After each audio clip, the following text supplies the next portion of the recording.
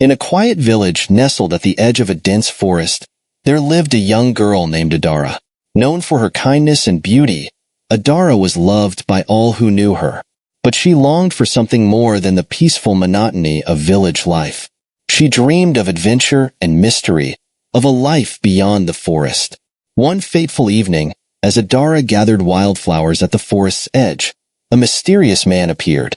He was tall, with piercing eyes and a voice as smooth as flowing water. He introduced himself as Nuru, a wanderer from a distant land. His charm and eloquence enchanted Adara, and they began meeting secretly by the forest each day. It wasn't long before Nuru asked Adara to marry him. Though her family was hesitant, after all, they knew little of this stranger. Adara's heart was set. She believed she had found her adventure in him. Reluctantly, her family agreed, and the two were wed in a moonlit ceremony. A strange home. After the wedding, Nuru led Adara deep into the forest, to his secluded home. The house was grand yet eerie, with walls that seemed to whisper and shadows that moved on their own. But Nuru was attentive and kind, and Adara dismissed her unease as imagination. Over time, strange things began to happen. Nuru would disappear for hours at night, returning with his clothes torn and eyes wild. The villagers who lived near the forest began speaking of a creature, a monster, that had been terrorizing their livestock. Adara, though troubled, refused to believe her husband could be involved.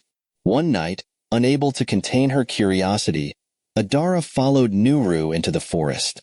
She hid behind a tree and watched in horror as he transformed under the moonlight.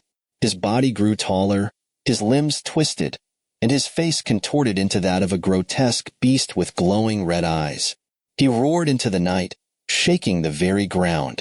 Adara stumbled back, snapping a twig. Nuru, the monster, whirled around, his terrifying eyes locking onto her. For a moment, he hesitated, his monstrous form trembling. Adara, he growled, his voice a guttural echo. You were never meant to see this.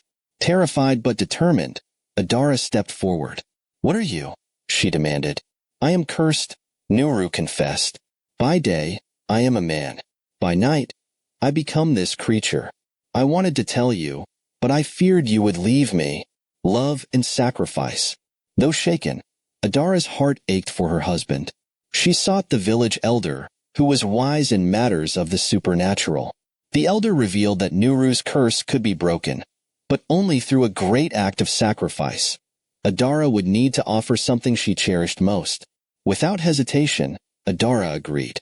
She climbed to the sacred hill at dawn and offered her voice, the gift that had brought joy to her village for years. As the sun rose, Nuru's monstrous form faded, his human self emerging permanently. Though Adara could no longer speak, her love for Nuru was evident in every gesture and glance. They lived together, grateful for their second chance, and the villagers spoke of their tale as a testament to the power of love and sacrifice. And though Adara could no longer tell her story, it was remembered and passed down for generations.